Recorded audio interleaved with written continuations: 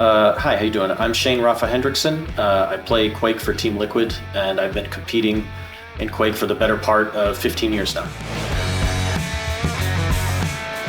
It's been a little while since I've been in Vegas, but it's been nice to be back. And I just feel really thankful to have been nominated for the Lifetime Achievement Award by the Esports award team, like that deals with that.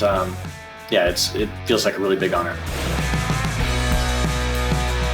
I think because Quake is a little more niche compared to the other esports, for me it feels really special because it kind of feels like it's not just about myself, but it feels like about the scene in general. Because as I've said before in different interviews, that like the wins that I've gotten, they don't matter unless the person across from me is as good as they actually are, you know. And so it just really makes me think about all the years of competing and who I've competed against and how special the scene actually is.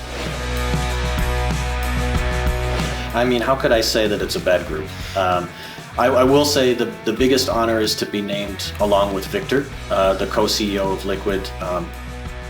And I feel really lucky that over my esports career, I've been sponsored with SK and then with Liquid for pretty much the same amount of time. And to see where Victor has taken Liquid over the years and how they've grown, it's something really special, and I think that he really deserves it. And then the rest of them, you know, I know some of them. And yeah, like I remember when I started playing like Quake 3 and competing, that Grubby was achieving stuff in Warcraft 3 at the time, so it's good to see him here, and that's probably who I recognize. My favorite win probably will be the first QuakeCon that I won, because QuakeCon is kind of how my dad introduced me to Quake itself and just competition in general in terms of playing in esports, and that people were competing for big money. And unfortunately he died in 2007, and when I won it for the first time, it was really memorable because I was really pushing myself to win it in his honor, and that one will always stick out to me. The past year could not have gone any better. I had 3 events this year and I managed to win them all, which is something I've not been able to do many times in my career. It's very hard to be able to push yourself to be that consistent for that long. Really thankful that every goal that I set for myself, I achieved this year. Yeah, I think it's definitely sad news that the QPL won't be returning next season. I think it's going to rely a lot on the community to try to pick up some of the slack and to try to create some events. As far as I know, KeenCon that I went to just recently, they will be happening again like next year. And they're going to run some online stuff from, I think, February through October. And then there's supposed to be an event thrown by Maestro Gaming Iron Fist.